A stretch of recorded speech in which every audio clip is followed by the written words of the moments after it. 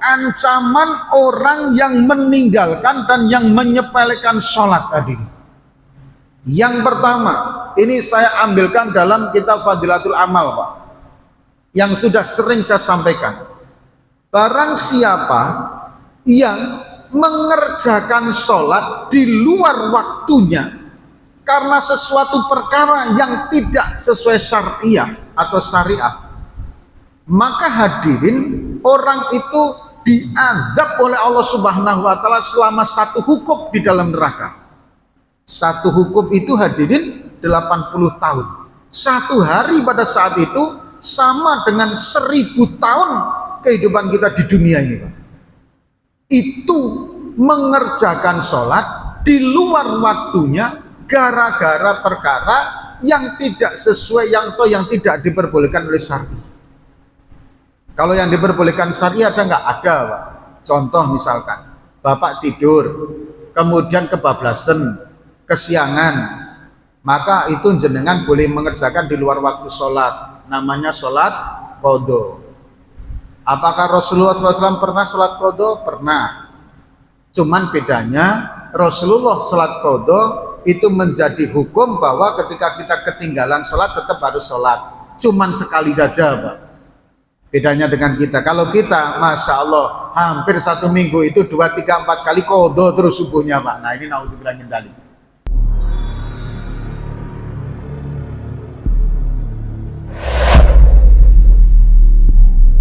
Assalamualaikum warahmatullahi wabarakatuh. A'udzu billahi minasyaitonir rajim. Bismillahirrahmanirrahim. Alhamdulillahi rabbil alamin. Nahmaduhu wa nasta'inuhu wa nastaghfiruh. Wa na'udzu billahi min syururi anfusina wa min sayyiati a'malina. May yahdihillahu fala mudhillalah wa may yudlil fala hadiyalah. Allahumma sholli wa sallim ala sayyidina Muhammad wa ala alihi wa ashabihi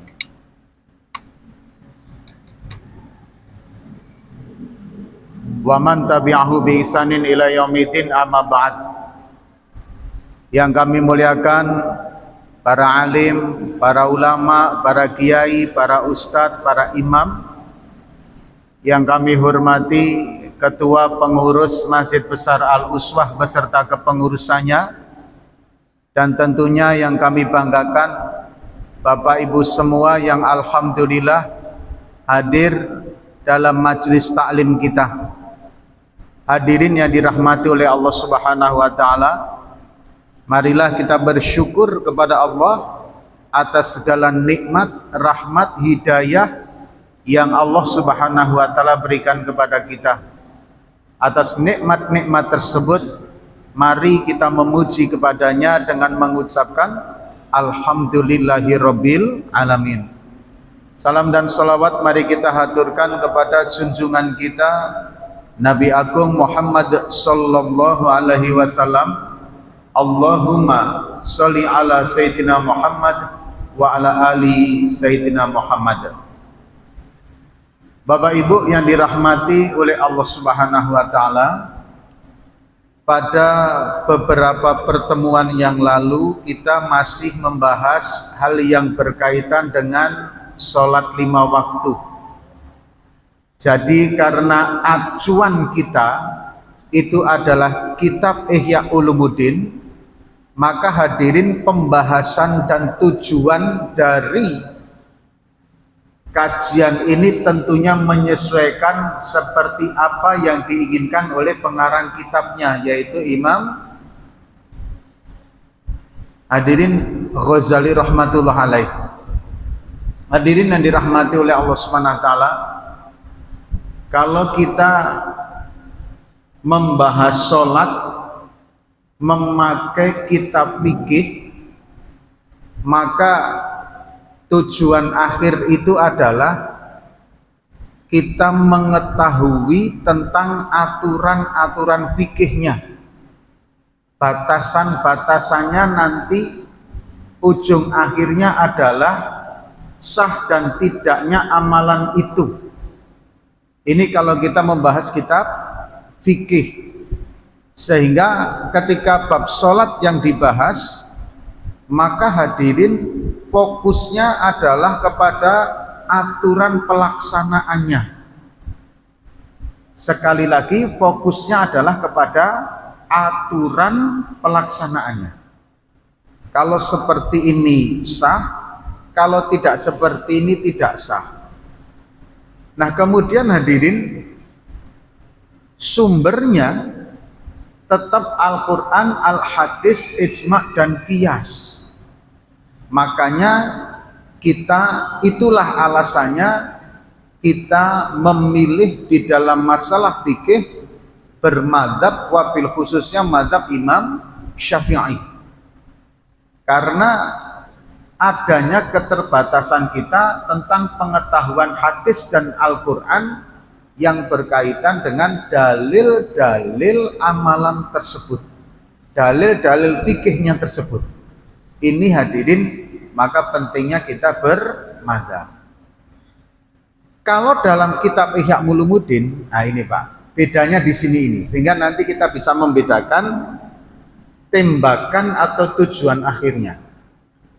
Kalau dalam kitab Ihya Ulumuddin, itu tujuannya nanti tidak setakat di aturan pelaksanaan, enggak. Tapi tujuan akhir nanti adalah adanya kedisiplinan, kepatuhan kita di dalam mengamalkannya, di dalam menjalankannya, beserta dengan sesuatu yang ada dalam rahasia amaliyah tersebut. Ini kalau dalam kitab Ihya Ulumuddin. Maka karena tujuan akhir ini adalah kepatuhan pengamalannya, kedisiplinan mengamalkannya, maka justru hal-hal atau bab yang bersifat aturan itu sedikit pembahasannya.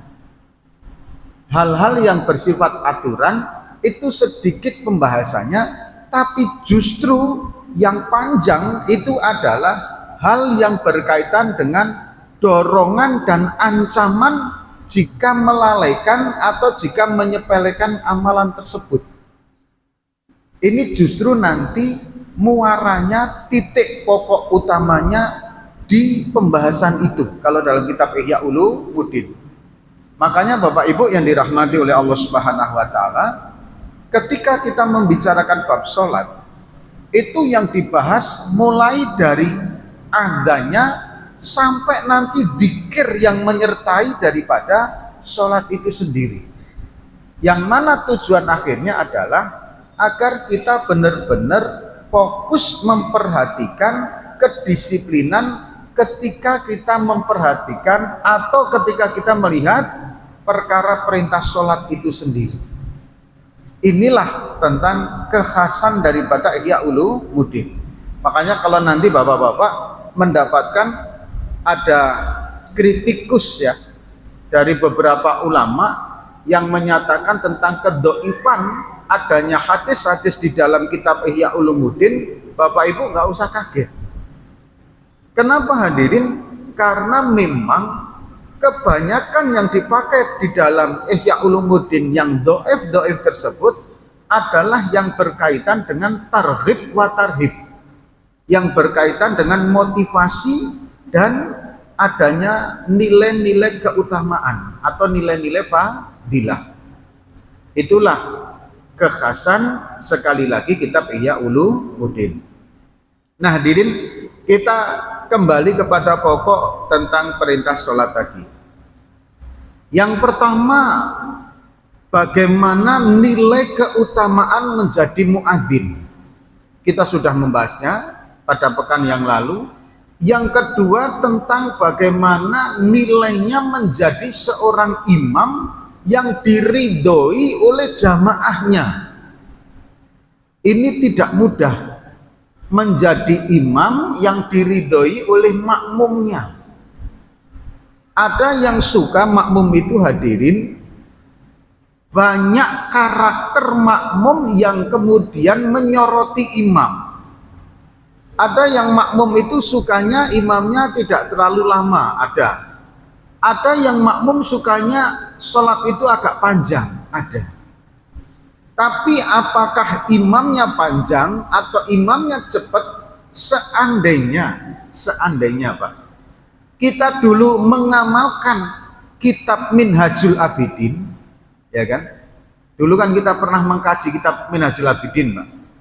Kalau kita ingat kembali dulu ketika kita mengkaji kitab Minhajul Abidin, mau imamnya lama, mau imamnya cepat, bahkan imamnya fasih atau tidak, Pak, kita ridho dengan keadaan itu karena kita menyadari bahwa apapun yang di dunia ini tidak ada yang tidak diskenariokan oleh Allah Subhanahu wa taala.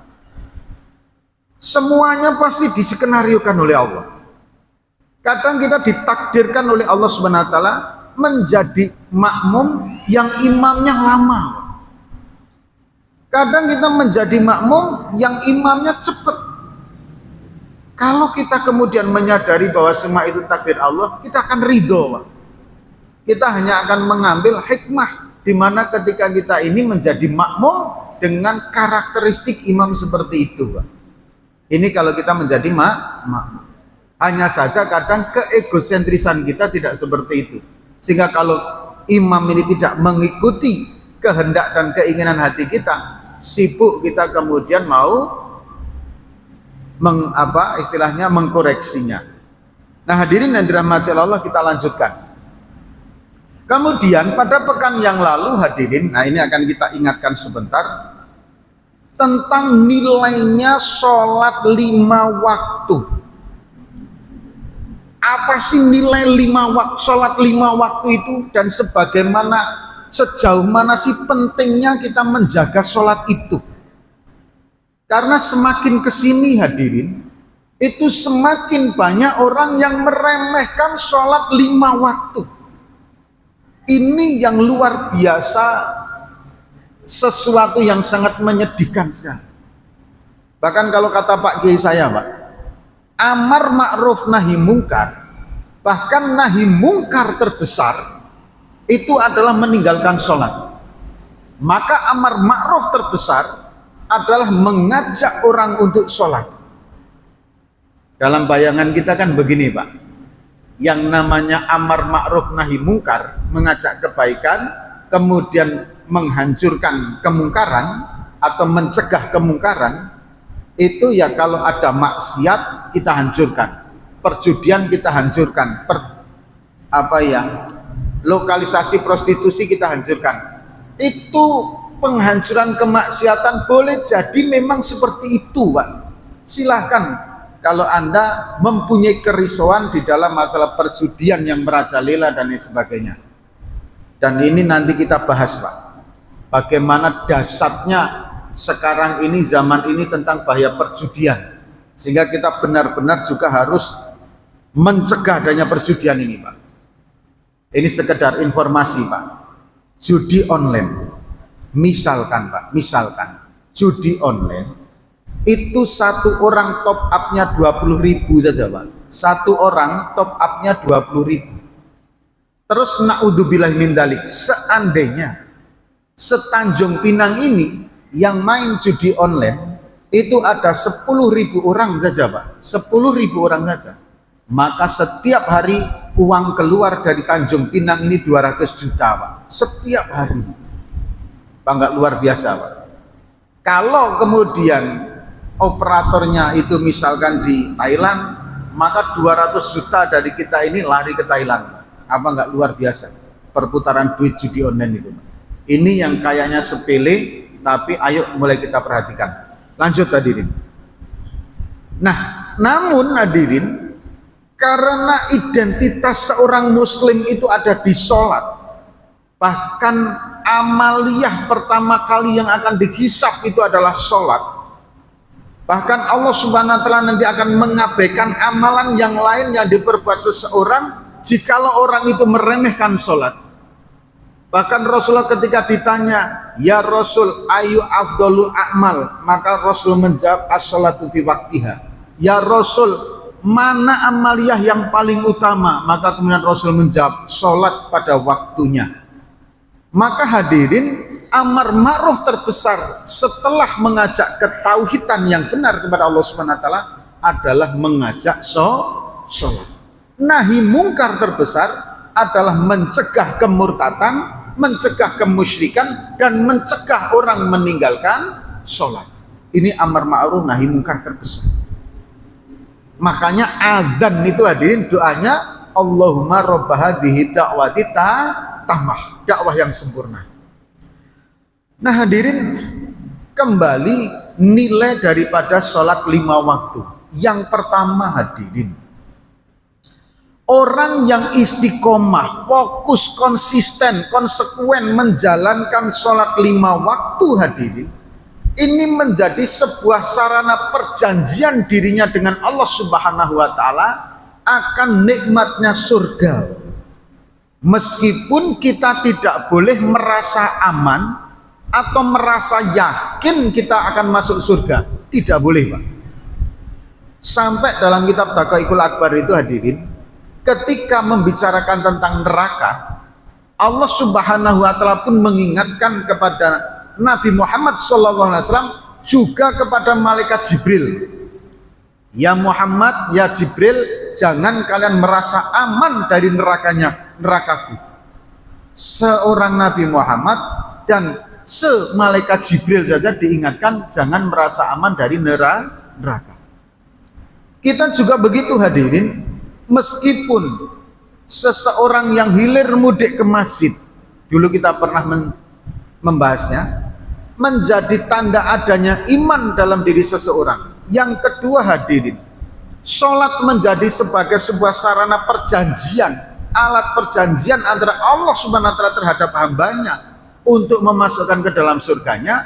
Tapi kita tidak boleh merasa aman kalau kita ini akan masuk surganya Allah, akan pasti masuk surganya Allah, tidak boleh. Kenapa? Sebelum nanti malaikat Israel itu datang menjemput kita, kita tidak pernah tahu tentang takdir keimanan kita. Yang kita inginkan, yang kita minta kepada Allah Subhanahu wa taala adalah meninggal dalam tetapnya iman Islam, dan tetap dalam keadaan husnul khotimah. Amin ya rabbal alamin. Tapi belum ada ketentuan pasti. Makanya karena tidak ada ketentuan pasti, hadirin yang dirahmati oleh Allah, kita tidak boleh merasa aman dengan hal itu. Itu yang pertama. Yang kedua hadirin yang dirahmati oleh Allah Subhanahu wa taala, sholat 5 waktu ini menjadi pelebur dosa kita. Sampai Rasulullah Shallallahu alaihi wasallam itu memberitahukan kepada kita tentang bagaimana ketika kita mempunyai rumah hadirin, kemudian di depan rumah ada sungai yang sangat jernih mengalir di depan kita. Pagi hari sebelum berangkat kerja kita mandi dulu Pak. Zuhur mau makan siang kita mandi lagi. Asar jam 3 hadirin kita mandi lagi. Pulang dari kantor mau masuk rumah mandi lagi Pak. Habis maghrib seperti ini mau tidur mandi lagi Pak. Kira-kira kalau 1 hari itu kita mandi 5 kali kayak gitu gimana Pak? Apakah masih ada kotoran kita? Baru nempel saja Pak, hangus atau hilang, kemudian ketika kita mandi lagi, nempel lagi, hilang lagi, hanyut lagi dengan air ketika kita mandi. Saking luar biasanya ketika kita mandi 5 kali dalam 1 hari. Begitu juga hadirin, ini perumpamaan sholat 5 waktu. Pagi hari mungkin dari subuh sampai zuhur kita berbuat dosa Pak, yang mungkin memandang yang haram, ngomongin orang. Masuk zuhur dilebur dosanya di sholat zuhur Pak. Antara zuhur dan asar kita melakukan perbuatan dosa, dilebur pada waktu asar. Begitu seterusnya setiap hari.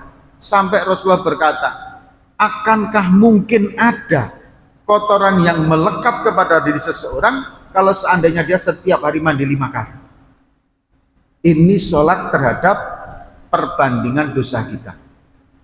Kemudian selanjutnya hadirin yang dirahmati oleh Allah Subhanahu wa taala, sholat 5 waktu ini hadirin yang dirahmati oleh Allah Subhanahu wa taala, itu nanti akan menjadi asbab pada saat ketika nanti kita di alam akhirat sana, ketika dikumpulkan oleh Allah di alam barzakh, ada satu tanda pengenal dari umat Muhammad, yaitu bersinarnya orang yang menjaga sholat 5 waktunya. Karena sholat 5 waktu akan Allah Subhanahu wa ta'ala jadikan sebagai burhan, sebagai sesuatu cahaya yang menyinar dalam dirinya. Wajahnya bercahaya, bekas anggota wudhunya bercahaya, sehingga ketika Rasulullah mencari umatnya, Rasulullah mengenal umatnya dari asbab bekas air wudhunya. Inilah ID card kita nanti pada saat hari kiamat. Kemudian hadirin yang dirahmati oleh Allah Subhanahu wa ta'ala, sholat ini yang kita kerjakan setiap hari ini akan menjadi sesuatu yang terus memperberat daripada dajin timbangan kita, Pak. Andaikan perumpamaan kanan kiri amal ibadah dan amal keburukan atau kejahatan, itu hadirin yang dirahmati oleh Allah, sholat akan terus menjadi pemberat dari amal kebaikan kita dalam timbangan kita. Kemudian selanjutnya lagi hadirin, perumpamaan sholat yang dikerjakan dengan sungguh-sungguh, menyempurnakan toharohnya, menyempurnakan rukuk sujudnya, memperbaguskan daripada pelaksanaannya. Barang siapa yang betul-betul menjaga sholatnya seperti itu hadirin, wudhunya benar, toharohnya benar, mengerjakannya juga benar, maka sholat itu akan naik ke langit sambil berkata, wahai ibnu Adam, semoga Allah memuliakanmu sebagaimana engkau telah memuliakanku. Tapi begitu sebaliknya hadirin, kalau sholat dikerjakan semaunya, wudhunya nggak sempurna, nggak tertib, rukun-rukunnya nggak sempurna, maka sholat itu hadirin yang dirahmati Allah akan naik juga hadirin sambil berkata, semoga Allah menghinakanmu sebagaimana engkau telah menghinakanku. Bahkan kalau Allah Subhanahu wa ta'ala menghendaki, sholat itu akan dilipat menjadi satu kain yang kotor, kain yang kumal yang akan dilemparkan ke wajahnya. Ini tentang masalah sholat. Hadirin yang dirahmati oleh Allah Subhanahu wa ta'ala, bahkan sholat ini akan mempengaruhi betul tentang bagaimana keadaan keluarganya. Rasulullah Shallallahu Alaihi Wasallam itu bersabda, ini penting sekali Bapak Ibu, ini penting sekali tentang sholat itu tidak hanya difokuskan kita yang mengerjakan, tidak, tapi juga ada tuntutan agar kita juga mendisiplinkan anak-anak kita terhadap masalah sholat. Rasulullah Shallallahu Alaihi Wasallam bersabda, ya Aba Hurairah, wahai Abu Hurairah, mur, perintahkanlah ahlaka, ahlimu, bisolati dengan sholat, fa innallaha, maka sesungguhnya Allah ya'tika, akan mendatangimu birizki, dengan rezeki min haitsu la yahtasib, dari jalan yang tidak disangka-sangka.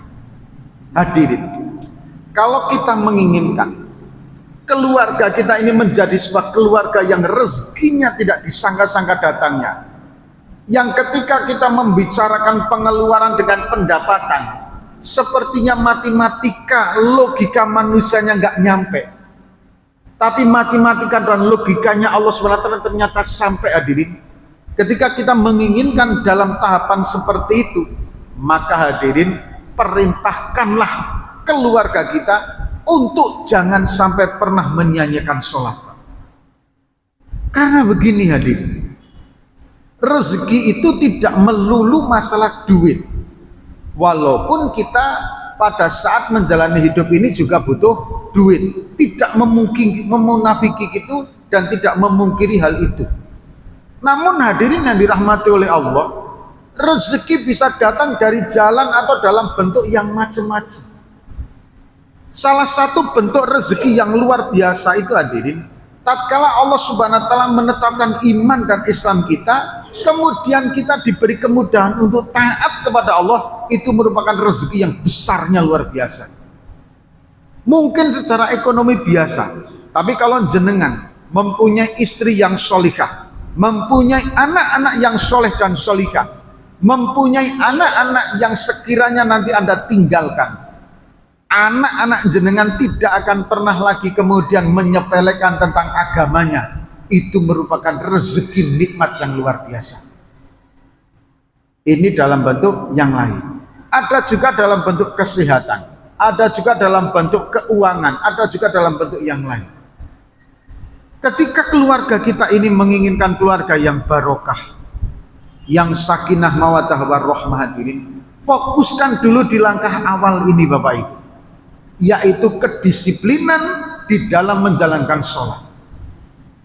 Tapi kalau langkah awal di dalam membangun pondasi rumah tangga ini, yaitu kedisiplinan menjalankan sholatnya, sudah diremehkan, mohon maaf Bapak Ibu, sesuatu hal yang akan berkaitan dengan jalan kehidupan ini, ada saja Allah mengingatkan kepada kita. Ini kalau kita masih disayang oleh Allah. Yang lebih luar biasa lagi hadirin, kalau Allah sudah betul-betul murka dengan kita. Dulu pada waktu kita membahas kitab Wasiatul Mustafa, Pak, hadis pembukaannya itu hadirin tentang istidrot. Barang siapa yang diberi rezeki oleh Allah Subhanahu wa taala dari jalan yang haram, maka sesungguhnya pada saat itu, pada fase itu, Allah sedang murka kepada hamba tersebut. Kenapa murka? Allah mengadabnya dengan memberikan rezeki yang rezekinya menjadi asbab kemurkaannya. Itu berarti hamba itu sedang dimurkai oleh Allah. Wa istaddat ghadaba rabbahu. Dan ketika Allah Subhanahu wa taala itu betul-betul murka kepadanya, Allah berikan jalan rezeki dari jalan yang haram, keluarnya juga perkara yang haram, namun dia selalu dimudahkan dalam kehidupannya. Urusannya mudah sekali Pak. Sholat nggak pernah, zakat nggak pernah, zina tidak ketulungan, judi oke, semuanya masa dikerjakan. Tapi nyari duit mudah terus hadirin. Pegang ini jadi duit, pegang ini jadi duit. Ingat, berarti pada saat itu, padahal sholat juga tidak pernah hadir. Maka pada saat itu betul-betul Allah Subhanahu wa taala sangat murka kepada hambanya. Dia dilalaikan oleh kenikmatan-kenikmatan, yang kenikmatan itu hadirin yang dirahmati oleh Allah menjadi asbab-sebab murkanya Allah Subhanahu wa taala. Makanya hadirin, ada seseorang ulama itu di dalam syairnya, beliau itu berkata begini, apalah arti harta yang kalian kumpulkan jika harta itu menjadi saksi ketika engkau meninggalkan sholat yang diperintahkan oleh Allah. Apalah harta yang engkau kumpulkan itu, apalah arti harta yang engkau kumpulkan itu ketika ternyata hartanya menjadi saksi keteliduran kamu di dalam menjalankan sholat. Sama hadirin, bapak-bapak punya temannya akrab, kemudian hadirin, sebab teman itu juga, maka kemudian Anda melakukan kejahatan, kemudian Anda ditangkap di kantor polisi, temannya malah menjadi saksi yang memberatkan Anda. Kan kurang ajar toh, padahal yang menjadi asbab Anda melakukan kejahatan ya teman itu. Di hadapan polisi, teman itu justru yang memberatkan Anda. Jadi Anda berpikir, ngapain aku berteman sama kamu? Sudah mengajak kepada keburukan, begitu keburukan itu ada konsekuensi hukuman, engkau malah menjadi saksi yang memberatkanku. Begitu juga harta Bapak. Kita kumpulkan harta sebanyak mungkin. Setelah kita kumpulkan, kemudian kita sampai lalai meninggalkan sholatnya. Pada saat di hadapan Allah, harta itu menjadi saksi. Benar ya Allah, dulu sebab dia memburu saya, akhirnya dia kemudian menyia-nyiakan sholatnya ya Allah. Kata harta seperti itu Pak. Begitu juga ketika kita misalkan Bapak Ibu, kesibukan kita, Bapak punya mobil atau punya motor, kemudian iseng-iseng depan maghrib Anda cuci mobil itu Pak, atau motor itu. Asbab mencuci motor mobil, maka kemudian Anda meninggalkan sholat maghrib. Sampai adzan berkumandang isya, jenengan belum sholat maghrib. Di hadapan Allah motornya ngomong nanti Pak. Betul ya Allah, sebab memandikanku, sebab mencuciku, sampai dia meninggalkan sholat maghribnya. Apa arti mencucinya? Apa arti motornya? Ketika justru motor itu menjadi saksi kita di hadapan Allah tentang keteledoran kita ketika menteledorkan sholatnya. Nah, ini hadirin adalah beberapa keutamaan atau nilai tentang sholat 5 waktu. Tentu masih banyak sekali dalil hadis, petuah para alim ulama yang berkaitan dengan nilai harga sholat 5 waktu. Intinya hadirin, nilai keutamaan sholat 5 waktu itu luar biasa. Nanti di penghujung akhir kita simpulkan sehingga nanti kita akan mendapat kesimpulan yang baik. Kemudian yang kedua hadirin yang dirahmati oleh Allah, ancaman orang yang meninggalkan dan yang menyepelekan sholat tadi. Yang pertama, ini saya ambilkan dalam kitab Fadilatul Amal, Pak, yang sudah sering saya sampaikan. Barang siapa yang mengerjakan sholat di luar waktunya karena sesuatu perkara yang tidak sesuai syariah atau syariat, maka hadirin orang itu diadab oleh Allah Subhanahu wa Ta'ala selama 1 hukum di dalam neraka. 1 hukum itu hadirin 80 tahun. 1 hari pada saat itu sama dengan 1000 tahun kehidupan kita di dunia ini, Pak. Itu mengerjakan sholat di luar waktunya gara-gara perkara yang tidak sesuai, yang tidak diperbolehkan oleh syariat.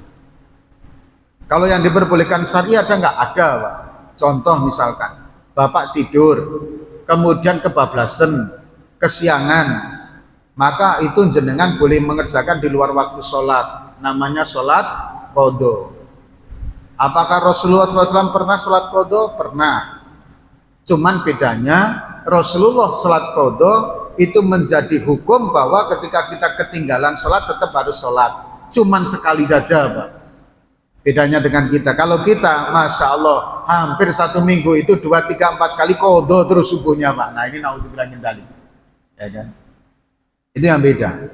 Jadi kalau bapak-bapak, ibu-ibu nanti subuh kok terbangun sudah sekarang kan jam sekitar 5.50 ya, Pak ya, 5.50 syuruk gitu kan, waktu syuruk.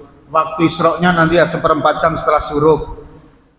Nah hadirin yang dirahmati Allah, kok bapak bangun misalkan 5.45 gitu, Pak, sudah wudhu, habis wudhu kemudian Anda tetap tidak terkejar, akhirnya 1-2 menit di luar waktu sholat, yang jenengan tetap harus qadha.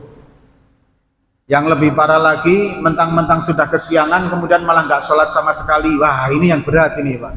Bangun 6:30, habis itu wah ini karena sudah kesiangan doang nggak sholat sekalian. Oh, nggak bisa, Pak. Orang yang kesiangan kemudian nggak mau sholat lagi itu bagaikan orang yang nggak mau puasa gara-gara nggak sahur, Pak. Pak, kenapa kok nggak puasa? Nggak sahur, Pak Ustadz. Apa kaitannya sahur dengan puasa? Masalah sholat apa? Sah dan tidaknya, kan gitu, Pak ya. Atau ada juga yang berpendapat begini, Pak, kenapa nggak puasa? Gimana mau puasa, Pak Ustadz, masih sering marah-marah kok puasa.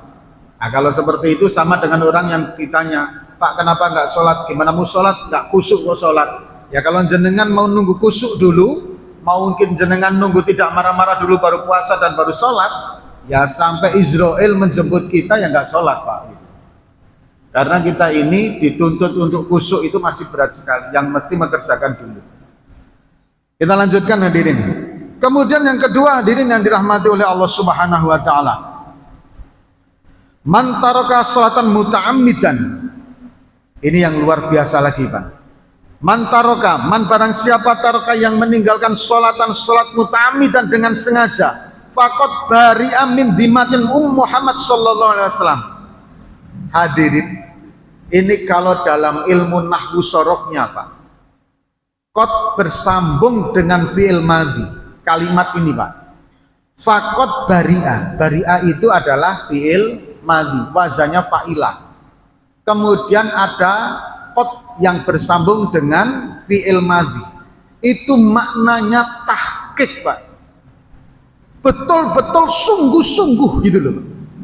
Ancamannya itu kalau kita membaca terjemahnya cuma barang siapa yang meninggalkan sholat dengan sengaja, maka ia terlepas dari tanggungan Muhammad Shallallahu Alaihi Wasallam. Seperti itu. Itu kalau lewat terjemahannya. Tapi kalau lewat tafsirnya, kemudian kita melihat dari segi nafsu sorofnya, ada penekanan ancaman di situ. Adanya kalimat qad bersambung dengan fi'il madhi. Maknanya tahqiq. Benar-benar sungguh-sungguh. Barang siapa yang meninggalkan sholat 5 waktu dengan sengaja, maka sungguh-sungguh dia terlepas dari tanggungan Muhammad Shallallahu Alaihi Wasallam. Padahal ini Bapak, apa sih yang menjadi tanggungan Muhammad Shallallahu Alaihi Wasallam? Begini Bapak, terhadap umatnya. Begini Pak. Yang pertama, pada saat Rasulullah Shallallahu Alaihi Wasallam itu nazak, kemudian beliau merasakan nazak yang luar biasa, sampai kemudian beliau berkata, ya Allah, cukup aku saja yang menanggung beratnya nazak seperti ini, ya Allah. Umatku jangan sampai merasakan beratnya nazak yang aku rasakan ini. Maka separuh lebih beratnya nazak yang ditanggung oleh umat Muhammad telah ditanggung oleh Muhammad Sallallahu Alaihi Wasallam. Itu saat nazaknya. Apa enggak luar biasa?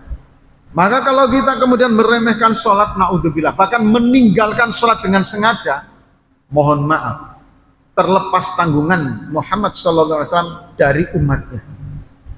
Itu pada saat nazar.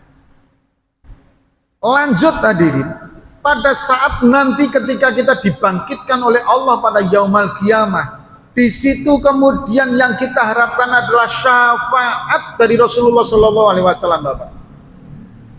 Tapi ketika kita sudah bari'ah zimmatil ummat, zimmatil Muhammad, sudah terlepas dari tanggungan Muhammad SAW, jangan harap syafaat Rasul kepada kita. Benar hadirin, jenengan cinta sholawat itu saya sangat mendukung Pak. Ayo kita memperbanyak membaca sholawat, tapi sholatnya jangan sampai lupa. Kadang kita mohon maaf, memperbanyak mencintai pembaca bacaan majelis-majelis sholawat, tapi sholatnya malah disia-siakan. Naudzubillah min dzalik. Ini kritik khusus kepada yang mencintai majelis-majelis sholawat. Jangan sampai cintanya kepada majelis sholawat menjadi asbab tercecernya sholatnya. Yang luar biasa, sudah sholatnya tepat waktu, konsekuen, konsisten, cinta pula ke majelis-majelis sholawat. Itu Masya Allah, double nanti Pak kendaraannya. Nah ini tentang masalah syafaat. Sampai syafaat itu hadirin nanti pada saat Rasulullah Shallallahu Alaihi Wasallam sudah berada di dalam surganya Allah Subhanahu Wa Taala, itu pun masih dicari oleh Rasul umatnya, meskipun Rasulullah sudah di surga, umatnya masih dalam di neraka. Nanti kalau aku cari kalian di surga tidak ketemu, maka akan aku cari kalian di dalam nerakanya Allah Subhanahu Wa Taala. Sampai seperti itu cintanya Rasul kepada kita. Bahkan pada saat pertama kali hadirin Allah membangkitkan manusia dari seluruh golongan manusia, yaitu Muhammad SAW, yang dicari pertama kali oleh Rasulullah adalah umatnya. Ya Jibril, di mana umatku? Itu yang dicari oleh Rasulullah SAW. Makanya hadirin yang dirahmati oleh Allah Subhanahu Wa Taala, ini yang berkaitan dengan kedisiplinan menjaga sholat dan ancamannya. Kemudian hadirin yang dirahmati oleh Allah Subhanahu Wa Taala, sholat itu menjadi identitas daripada kita sebagai seorang muslim. Bainana wa bainal munafikin, bainana antara kami, wa bainal munafikin dan antara orang-orang munafik adalah perbedaannya syuhudul atamah wa subhi, yaitu menghadiri sholat berjamaah, wabil khususnya sholat isya dan sholat subuh. Karena dulu hadirin gelap, gak bisa dikenali. Maka orang munafik mereka sholat hanya untuk mencari identitas sehingga dia dianggap muslim oleh kaum muslimin. Maka mereka sholatnya pada saat duhur, asar, kemudian maghrib saja Pak. Isaknya mereka hilang Pak, subuhnya hilang karena udah dekat ketahui lagi. Cuman hebatnya zaman dulu hadirin, munafik saja, orang-orang munafik saja hadir sholat berjamaah meskipun duhur, asar dan maghrib Pak. Cuman isak yang subuh dan enggak, itu orang munafik. Sekarang enggak munafik, muslim sholat di masjid kita malah enggak mau Pak. Ini anehnya di sini. Ini yang menjadi harus perhatian buat kita semua. Kemudian hadirin yang dirahmati oleh Allah Subhanahu wa taala, yang terakhir hadirin yang dirahmati oleh Allah, orang yang meninggalkan sholat dengan sengaja hadirin, itu sesungguhnya ancaman dari Allah Subhanahu wa taala itu ada 15 perkara. Ada sejak di dunia, ada sejak nazar, ada juga nanti pada saat di yaumil kiamah, ada juga pada saat nanti di alam kubur. Nah, apa saja 15 ancaman itu, insya Allah nanti hadirin akan kita bahas dalam pertemuan selanjutnya tentang ancaman bagi orang yang meninggalkan atau menyepelekan masalah sholat. Nah, semoga dengan ketika kita sudah mempelajari tentang bagaimana kedudukan sholat dalam keimanan, kedudukan sholat dalam kehidupan dunia kita dan akhirat kita, maka kita kemudian betul-betul mampu untuk menjaga dan mendisiplinkan diri kita dan keluarga kita, anak keturunan kita dari sholat. Bahkan doa di dalam Al-Quran itu Pak, yang luar biasa Pak. Kalau siapa? Luqmanul Hakim itu kan wasiatnya, nasihatnya itu adalah pendidikan. Kalau doa itu Pak, yang luar biasa, yang doa sholat, Allahumma inna nas'aluka ij'alna waj'al dzurriyyatina min muqimas sholat. Ya Allah, jadikanlah diriku dan keluargaku golongan orang-orang yang mendirikan sholat. Inilah saking pentingnya masalah sholat. Kita berdoa kepada Allah Subhanahu wa taala, semoga kita diistiqomahkan oleh Allah dalam takwa kepadanya, keluarga kita, anak keturunan kita, saudara-saudara kita, untuk selalu bisa menjaga sholatnya. Amin, amin ya rabbal alamin.